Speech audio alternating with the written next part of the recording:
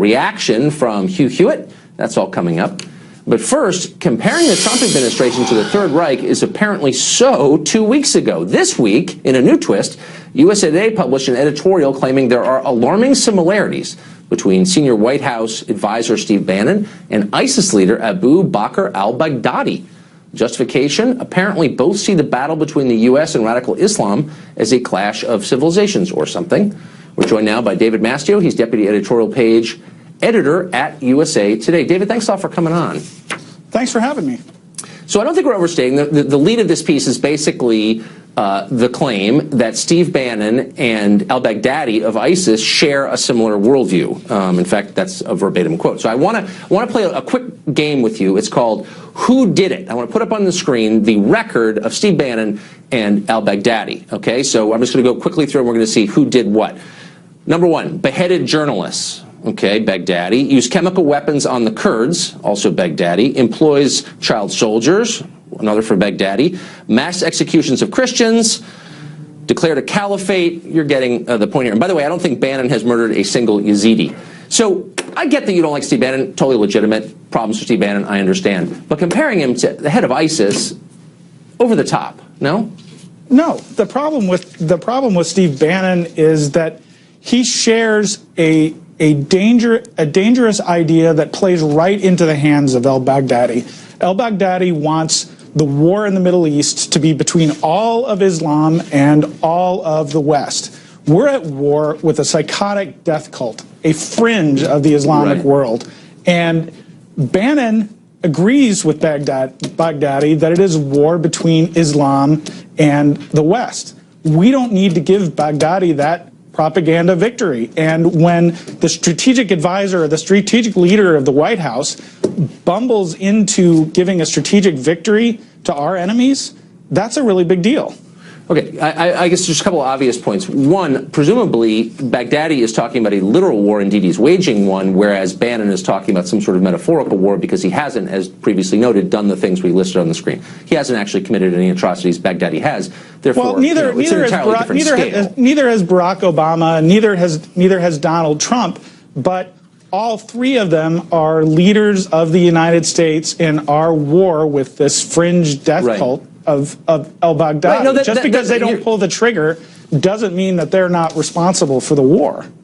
Well, I mean, Bannon's been there a matter of weeks. I mean, you're not accusing him of atrocities, are you? No, certainly. Oh, okay. So I want to take your accusation seriously, but I just first want to establish that saying that he shares a similar worldview with the head of ISIS is really disproportionate in scale, and it's overstatement, and it diminishes, I think, your point. That's my view. You disagree. But let's get to what you said here. You're going after him in part for using this phrase in a radio interview. He said, Bannon said, quote, Islam is not a religion of peace, but of submission.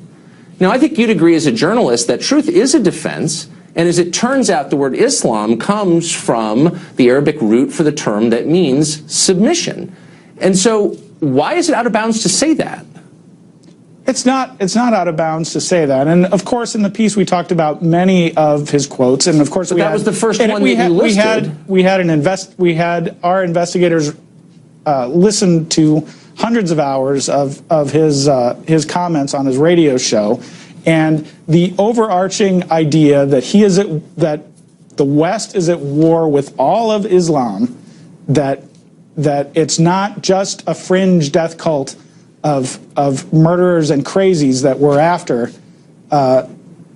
is at the center of his ideas. Okay, and it's disruptive. You're skirting a direct question, though, and that is, you listed this after the many hours your investigators, as you just said, listened to his tapes. You came up with him saying Islam is a religion of submission. And I would just remind you that according to Islamic scholars, including those in this country, that's literally true. So why would you include that in the piece? Why is it offensive to say something that's literally true?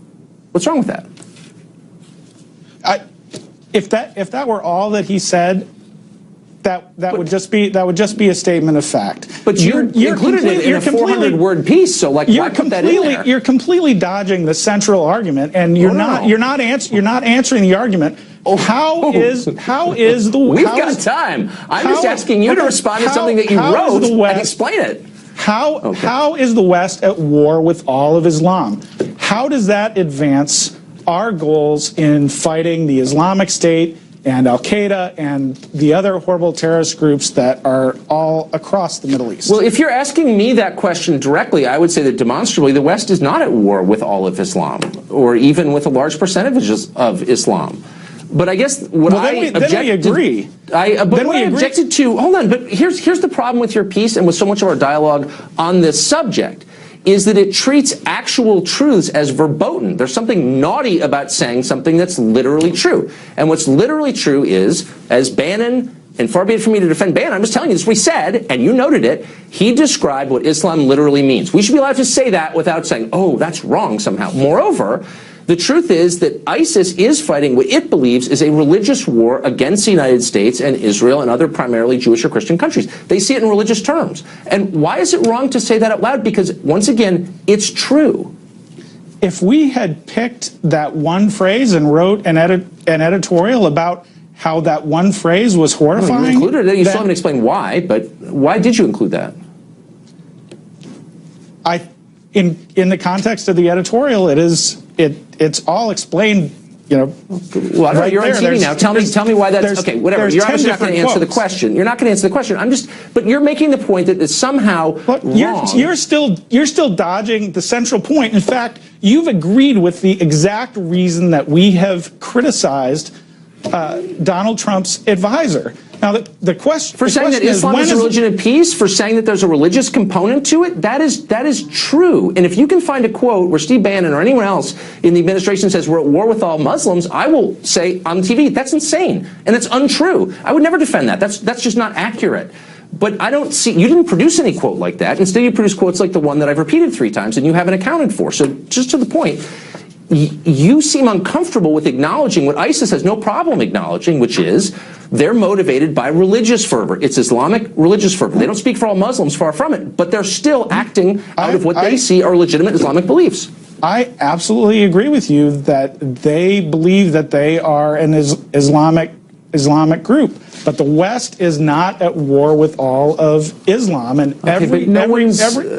has anybody in the administration said the West is at war with all of Islam? I mean, that's a nutty statement. And again, I would never defend that. That's insane. Has anybody said that? Cite the time and place and I'll denounce it. But you can't because they haven't, as you know. So come on, let's just be adults here for a second. They didn't say that. You're creating a straw man.